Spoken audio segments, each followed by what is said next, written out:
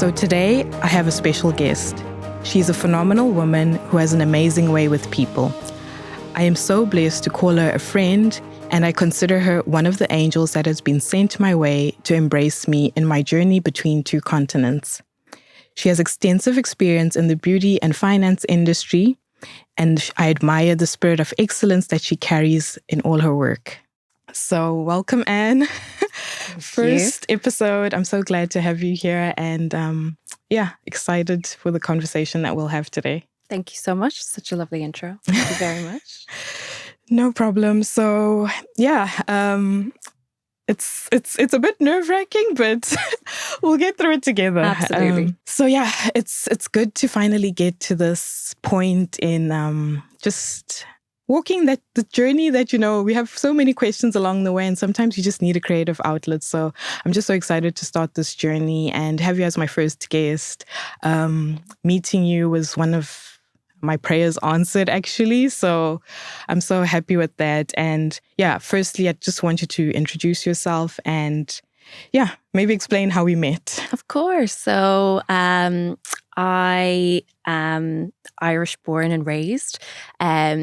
My parents are both from Dublin. I don't have a specific place in Ireland that I'm from because we've moved around quite a lot because of my dad's job. I worked for years in the beauty industry. So I trained in wellness and beauty and worked on makeup counters for a long time.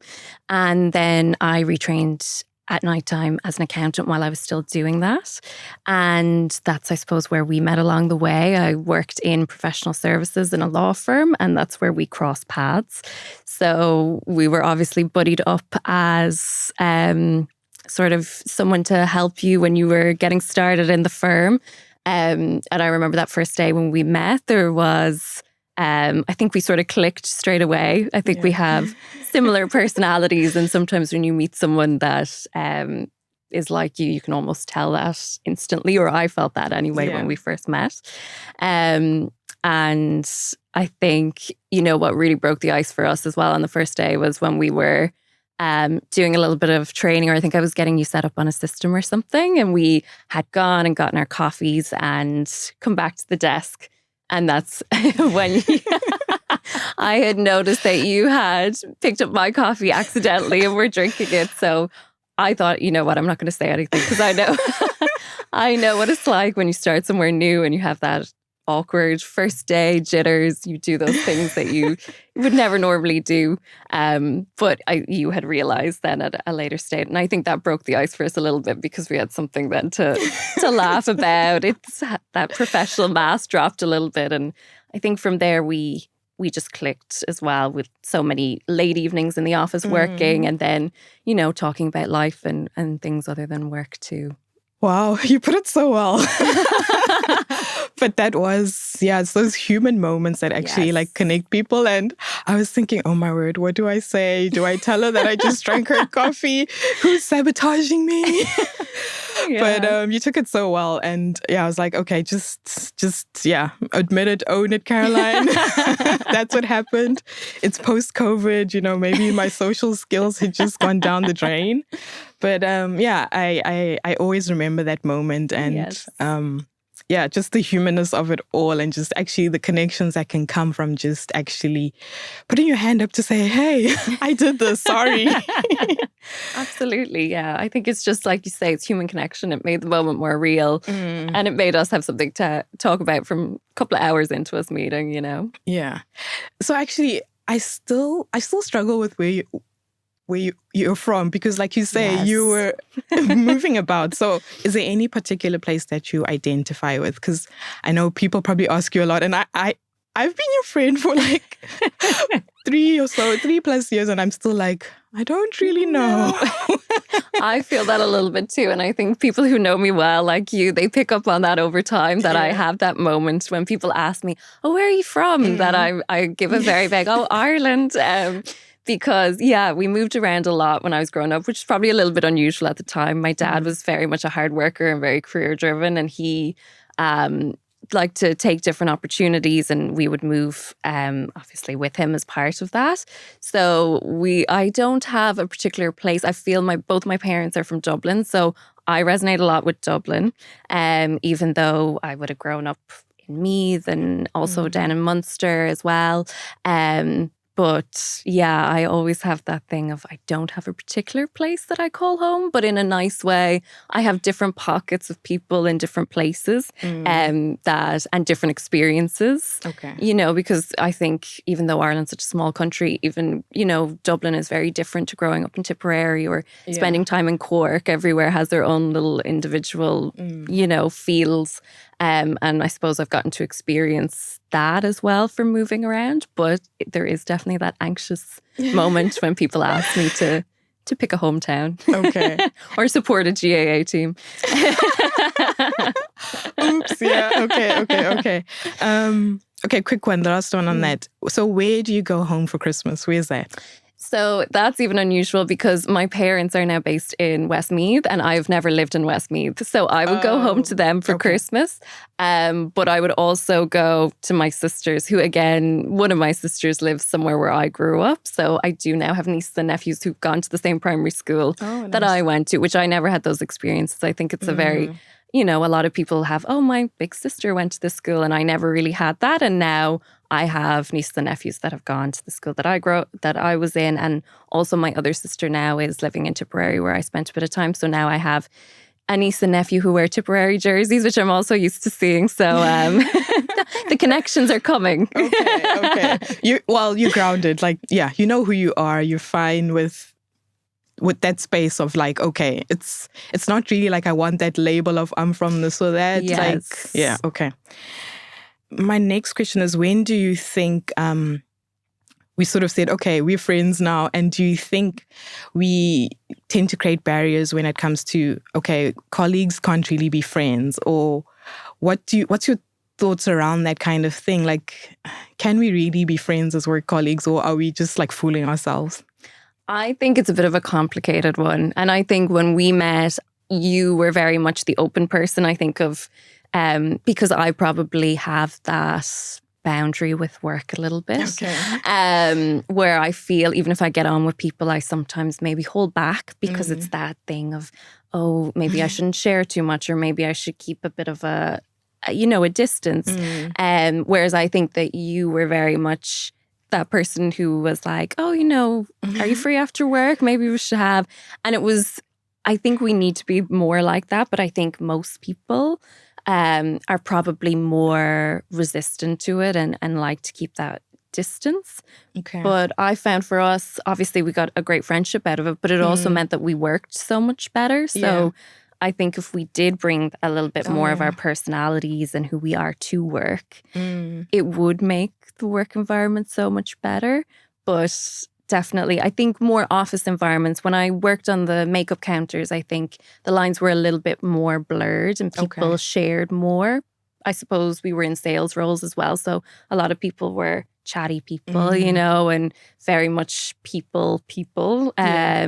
So they were more open to share, but definitely in an office environment, my experience is people hold back, and sometimes you can even tell you'd get on well with someone, but you both keep a little bit of distance. It's that persona that you bring to the office, and it's like boundaries, don't be open. Or even when you are open, you feel bad about it like 24 hours later. So you have that moment, you could have a great conversation with someone, and then you have that feeling afterwards of, oh no, maybe I shouldn't have said that. And it's terrible. I think we should try and be more open, but I suppose you have to model that, right? So it's putting yourself out there too, which I think is what you did when we met. So it's definitely something I try to do more of, but it can be difficult. It can be tough. Yeah. And also just having that wisdom as well, because you need to kind of judge situations. Can I go there with this person or not? And it's also tricky like that. Like you can misjudge something very quickly. So it's tricky territory. But I think when it's organic, you obviously know and it just flows.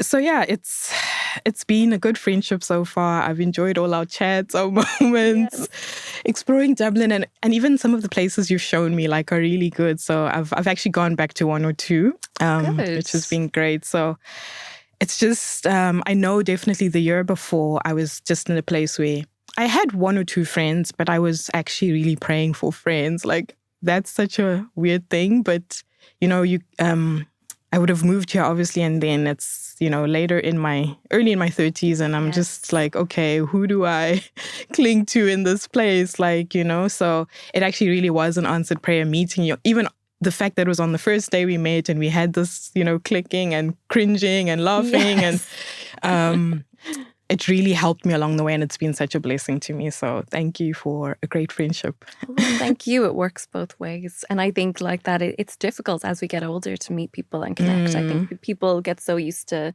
staying just in their own, these are my people. Exactly. So I can imagine when you move somewhere new, it's very difficult to put yourself out there, Find your tribe. Exactly. And like you say, it's trial and error. Sometimes you trust the wrong people and it doesn't work out as well. And that's all part of putting yourself out there too. Yeah. And friendship breakups are the worst. They are. They are. They really are. So, so I want to just move a little bit into the beauty industry and you just explained that you were working in the beauty industry, but also balancing it with your studies, which must have been quite tough. What pushed you to kind of balance two careers at the same time as well? So I sort of accidentally ended up in the beauty industry. I had gone more towards wellness. I loved like aromatherapy and more the wellness side of it. But this was back 2007, 2008. And the wellness industry, it was just sort of a subset of the beauty industry. It wasn't that big. People weren't, not like today where people are interested. It's more broadly known. It was a bit out there back then. So particularly in Ireland, maybe elsewhere, people were more open. But I think here, it was very unusual. So I had found a course and I'd studied in wellness, but you couldn't really, because it was unusual, you couldn't really get a job, just being in wellness. So I then added on beauty to it. But I suppose it felt to me like I was moving away from what I really wanted to do by doing beauty, because wellness was more about helping people and beauty didn't feel like that initially, that it was about helping people, because I suppose beauty standards and things like that can be viewed so negatively, like you're feeding into people's insecurities. And then ultimately I ended up working in sales on the makeup counters, which again feels like even another remove, because now you're trying to sell to people based on, they feel like they need to cover this or that. But interestingly, when you actually work on the makeup counters, you do see that it comes back to that same thing of you're helping people. You're connecting with people. Exactly. People get to know you. They come in and share their stories, or, you see the same people again and again, and they tell you what's happening in their lives. And so even though on the surface it doesn't look like that, I suppose it did end up being some way what I had initially intended to do. And then over time I felt, I wanted to change. I sort of am that person when I feel like I'm doing well or I've figured something out. I'm like, let me just do the next thing. Why don't I throw myself in the deep end again? So that's when I started looking around. I didn't really know what I wanted to do. So I did a business course by night, which was very challenging. So working on makeup counters, it's retail. They're open 7 days a week. Where I worked is open every day of the year apart from Christmas Day. And then college was, I think it was 4 hours, 3 evenings a week.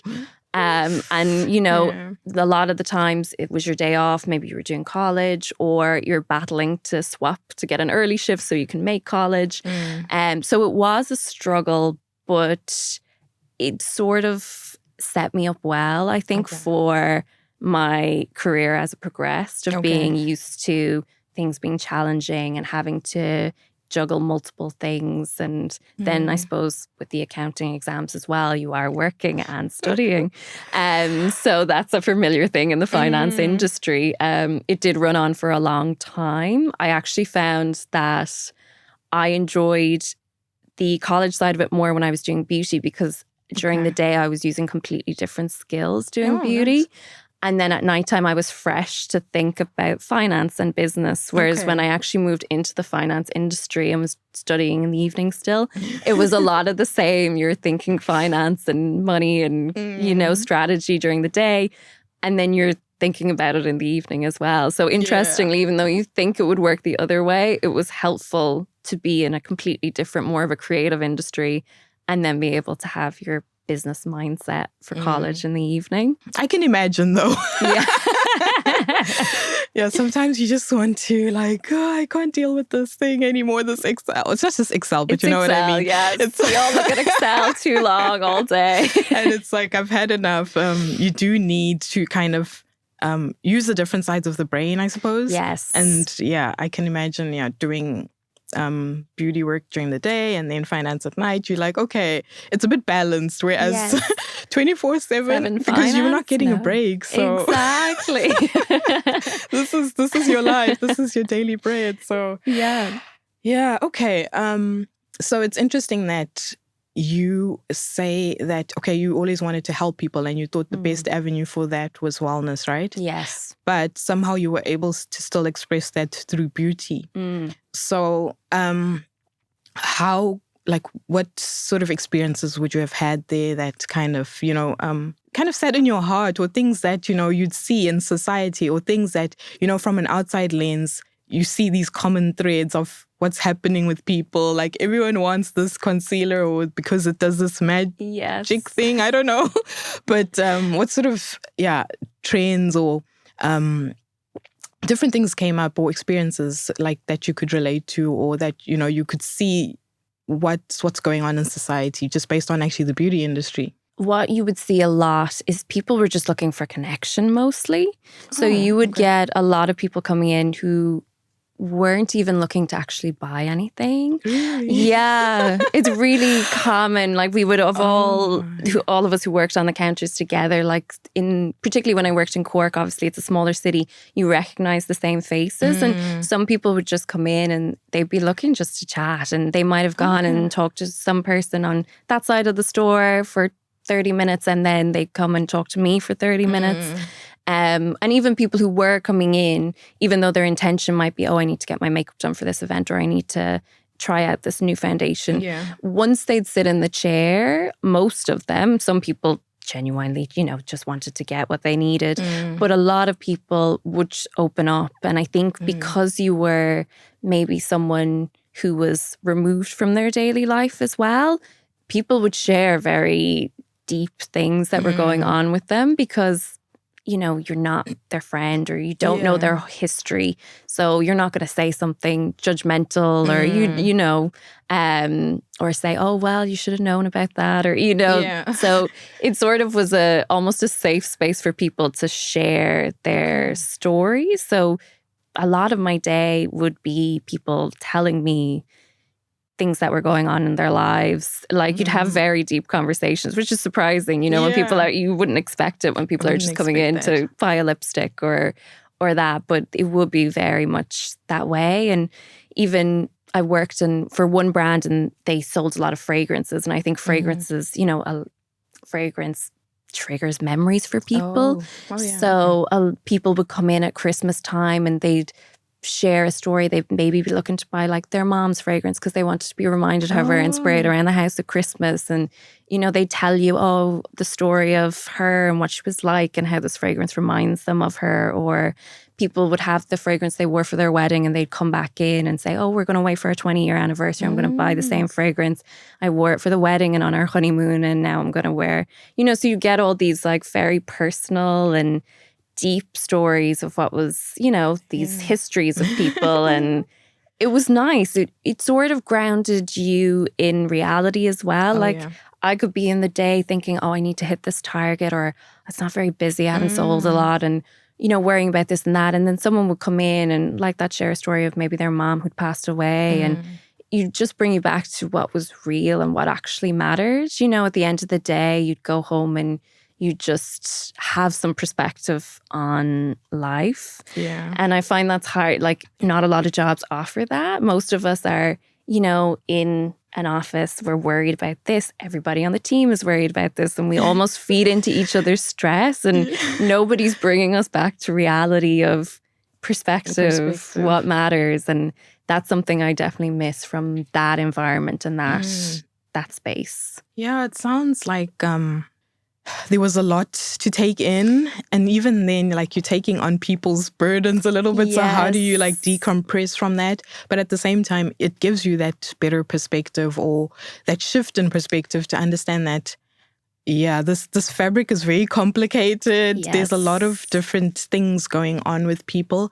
And I don't know what the general feeling would be. Maybe it's just, let's just get on with it. We don't need to discuss this and that. But actually talking is such a release, and it's just shedding that load a little bit. Yes. Although maybe sometimes you're not shedding it to the right people, but people do need to shed what they're carrying, and people are carrying a lot of things. So they are. Yeah. It's just, and it's amazing that, all things actually can work together for good. Even makeup, as much as we might portray it in a negative way or just superficial way, but actually all things can work together for good if we use them for good. So exactly, it's a choice. It's a choice, exactly. So that sounds like it was an amazing time, an amazing experience, and also just connecting with people as well is quite important. So glad you had that experience. Yes.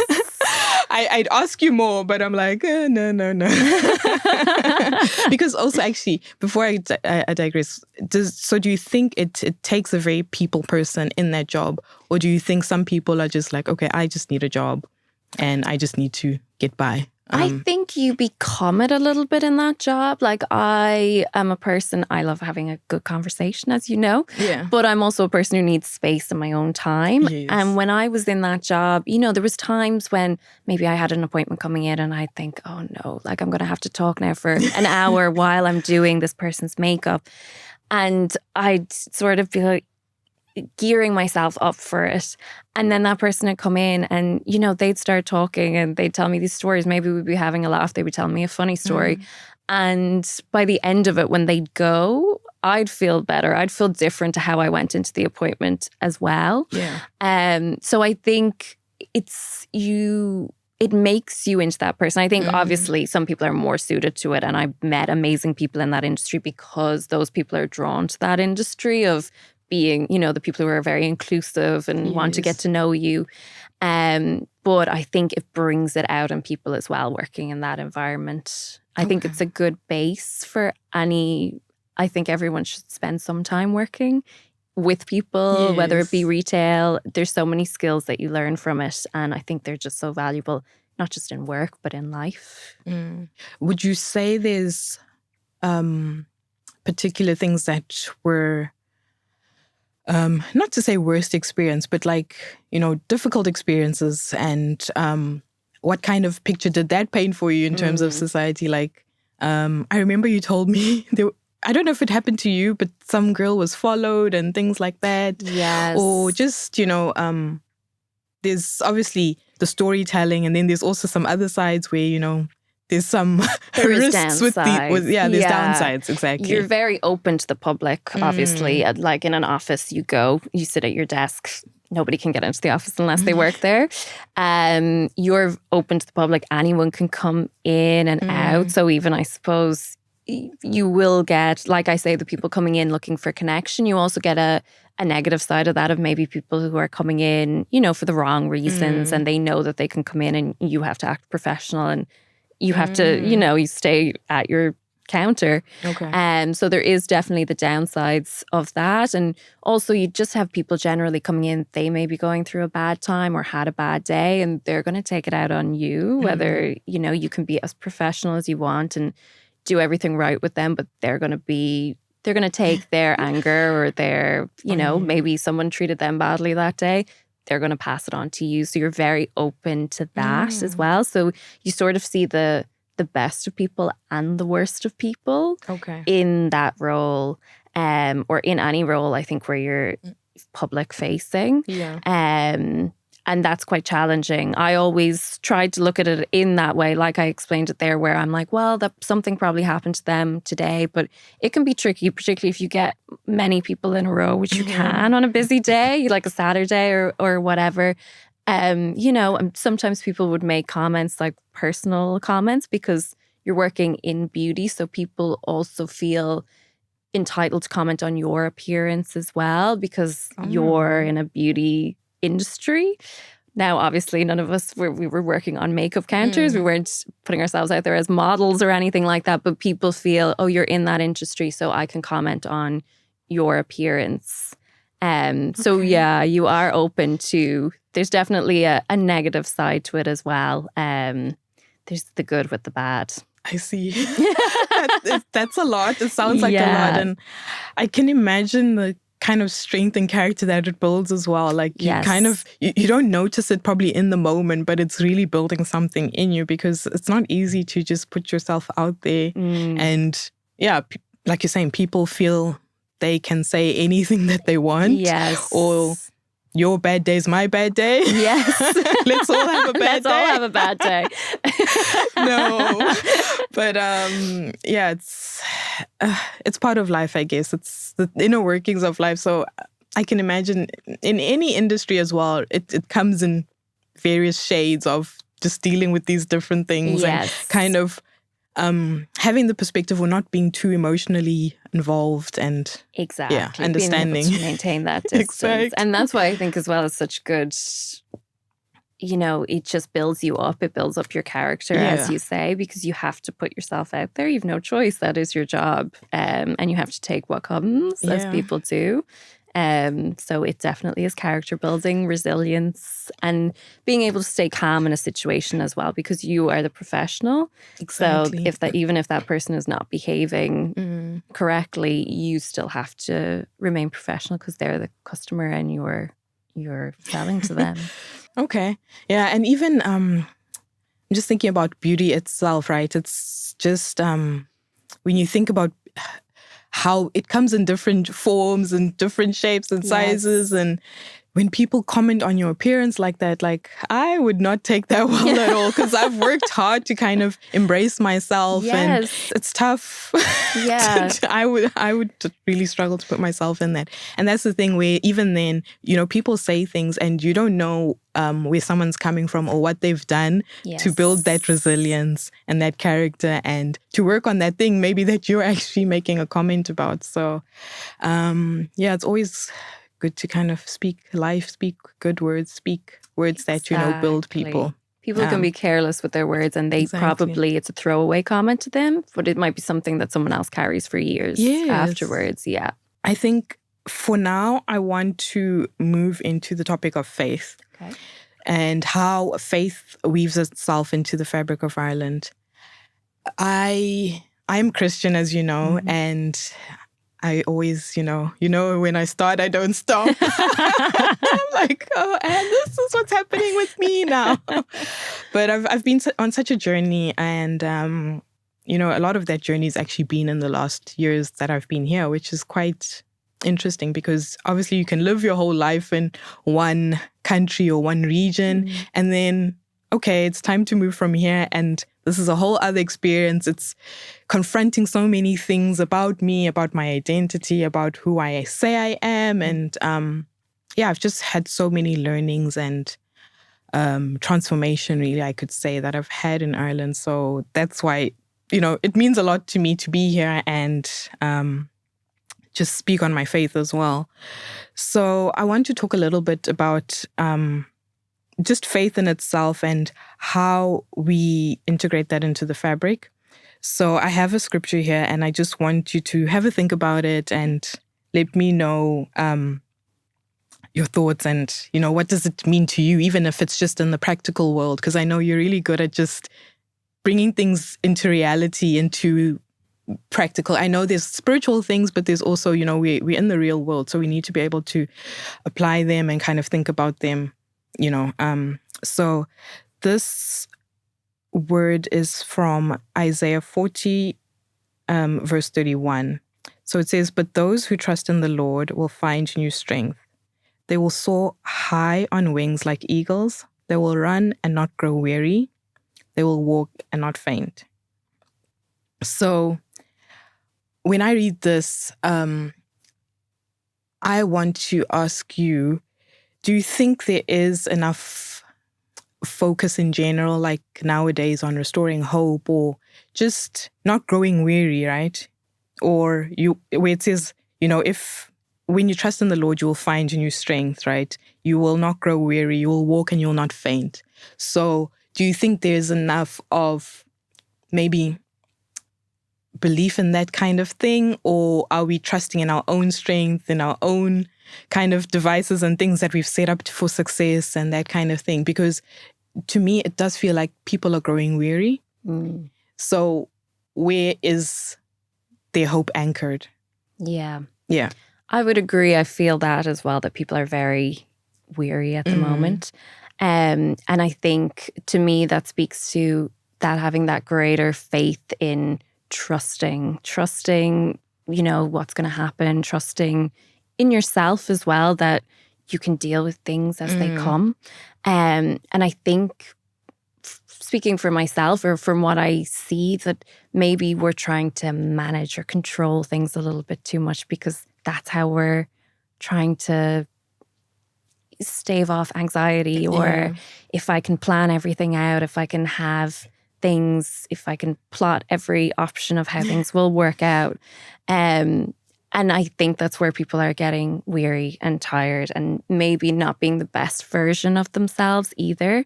And I think it comes as well of where maybe, or what I see is people are being a lot more about themselves, not as community. It's more, I need to make sure that I'm okay, and maybe the one or two people around me that I'm closest to, and everybody else needs to look after themselves. And I think that comes back to that greater thing of faith in, you have enough to look after yourself. You have enough to help other people, those around you, that if you trust in that greater energy, or that you can do it. You don't need to plan ahead all the time. You don't need to be worrying or rush. Take things as they come and look out for other people, not just yourself. I think over time, and definitely in the last few years, we've just gone more focused on ourselves, and it seems like everyone is more in survival mode as well, of just, I'll just get through this day, this week. I just need to get over that really busy thing, and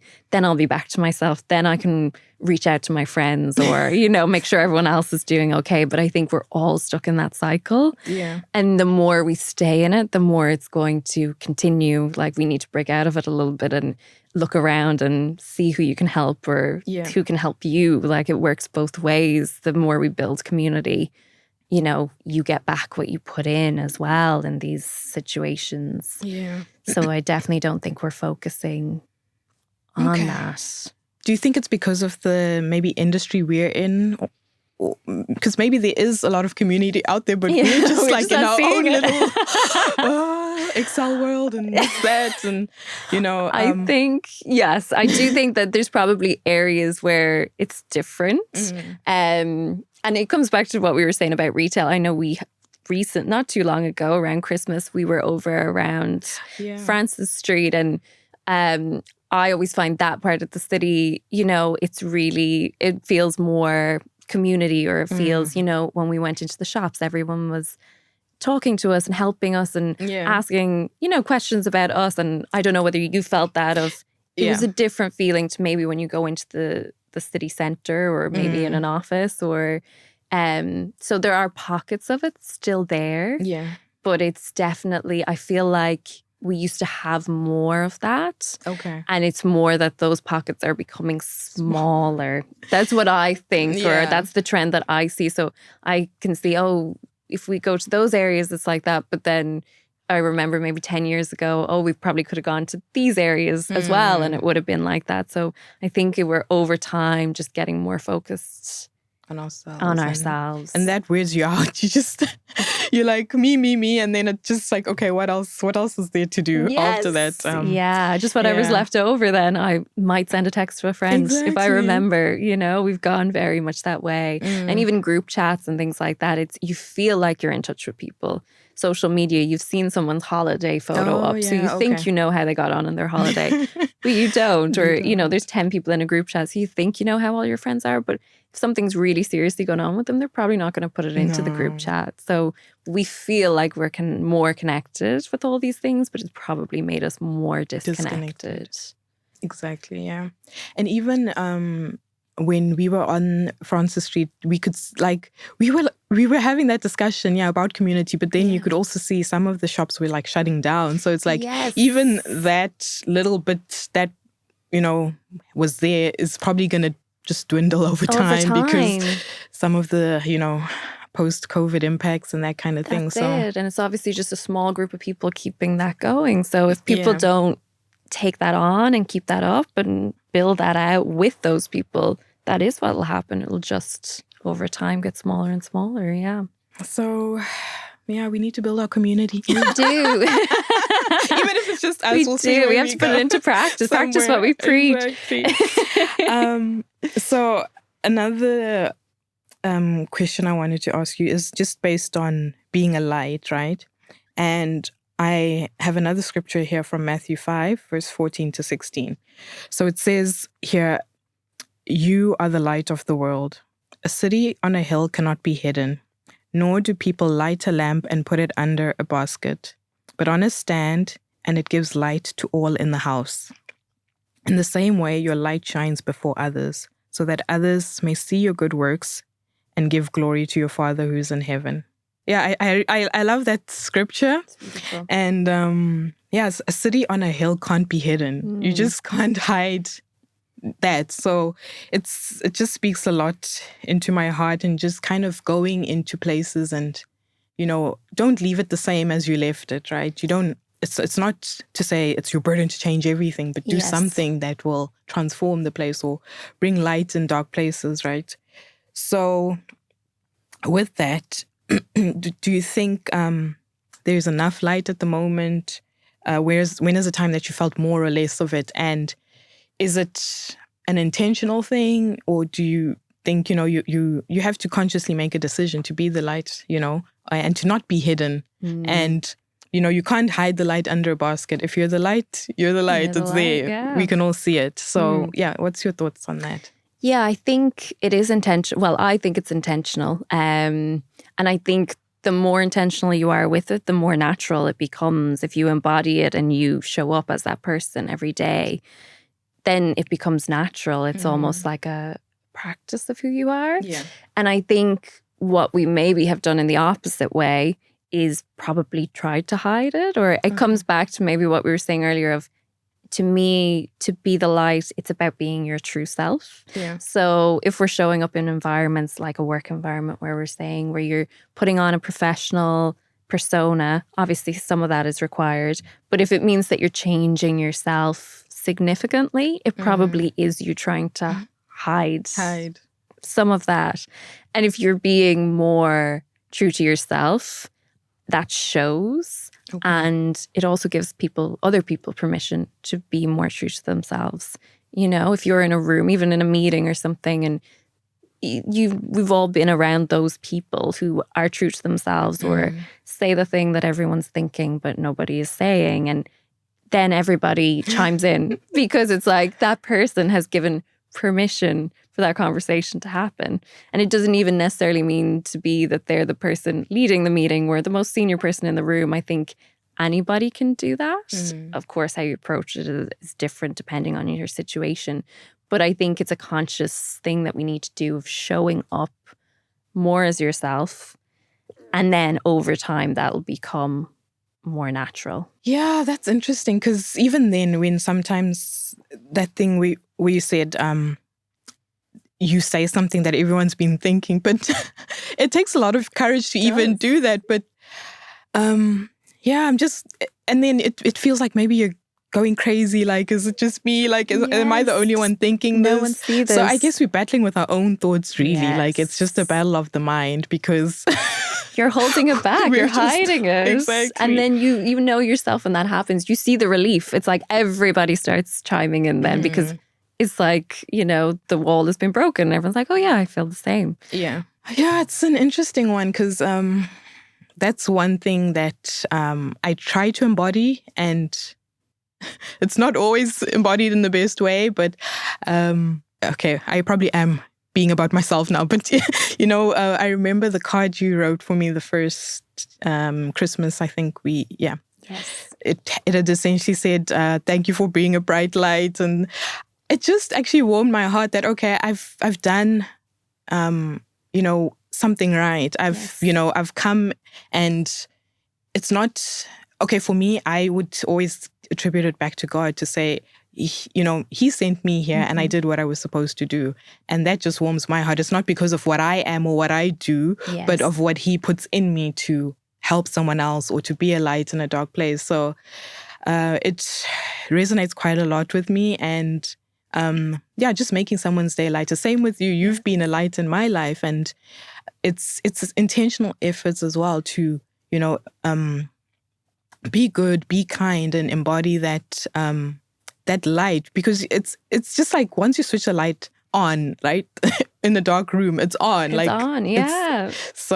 And people see it like that. When I wrote that for you, maybe you hadn't realized that you were making that impact for me, but you were. So that's the thing as well. I suppose we need to acknowledge it to other people too, because sometimes it might feel heavy if you're the one who's trying to make a difference and maybe you don't feel like it is making a difference. So I think it's important to acknowledge that, that's part of it as well, to say to other people, oh, you're helping me out, It's good to just reflect on these years of friendship and how it's just transformed us. I think we've learned so much from each other. Definitely. And just encourage each other in different ways. So I appreciate that. And, you're part of my fabric of Ireland or the fabric of Ireland, but you know what I mean?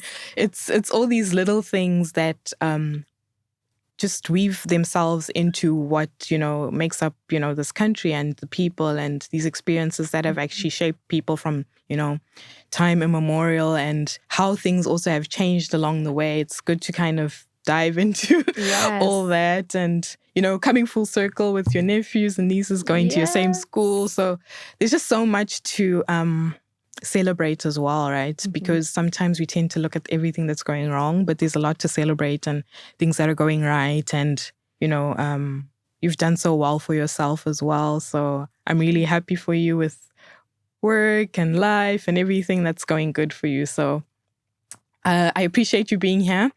I also have one last question for you. And that's basically what is healing for you about Ireland? Or, obviously you go on your holidays, you do your roundabouts and travel and some sun, I'm going to London for the weekend. And you're like, So, what is that healing part about Ireland? And, what makes you just come back and call it home? Because you could have left, gone to Canada or anywhere else. I always have those ideas. Exactly. But it does always draw me back. And much as I travel, I do. I think Ireland, when it's at its best, I think Ireland is great community. And I think people here are, again, when they're at their best, they're very kind. And I think there's humor here as well. People don't take things too seriously. So there's a bit of lightness to it. Yeah. So I find here, it's very much a grounding place. And I think it's a beautiful place. We don't maybe see it so much because we have terrible weather. But it is, when you get out into it, it's such a beautiful place naturally. And I love that because, again, coming back to that wellness, it's just, I love more the natural and being out in, going for a walk in the forest, in a mountain, by the sea. And it has so much of that here. And even when you go over to the West Coast or out onto the islands, you can go to really remote places that feel even like they're from a long time ago as well in certain parts of the country. And it brings you back to, again, that real life or reality. Sometimes we get disconnected in that. We get so wrapped up in superficial things. And I think here is very grounding in that people here will bring you back down to earth. with that little bit of kind of humor. Yeah. So I think that's a good trait to have. And I think then the reality of just that history and our natural beauty, it keeps me grounded. So I always love Ireland as a base, much as I love to go other places and experience other things, and much as I love to lie in the sun. I do think it's a grounding place. So it's always somewhere that I feel I'll have as my base to return to no matter where I go. Yeah, exactly like you've said it. It's all of that. And yeah, like even the greenery. It's not like there's evergreen trees, but they are evergreen. Like, so I'm a lot of green. Exactly, it's very green. It's so peaceful. I need to go back to read some color therapy about what green does to me, but I know I like it. It works. It does. It's peaceful. It brings peace for sure. Yes, it must be peace, because I feel so much at peace. And just even with my little circle, my little unit, it still is like, the grounding, the peace. You get back to reality very quickly. Yes. If you try to get away from it, someone will bring you back. Exactly, which, come back it's to valuable. Reality. So, it's been a great conversation, and I've totally enjoyed speaking with you and having you on today. I 100% appreciate you being here and just sharing this first moment with me. Nerve-wracking, but we made it. Beautiful conversation. Thank you so much, as always. So, thank you. So that brings us to the end of the Fabric of Ireland podcast, episode 1. Thank you, Anne, for being our first guest. And if you'd like to be part of the Fabric of Ireland community, follow us on Instagram. It's @fabric_Ireland. And all our podcasts will be available on YouTube and Spotify.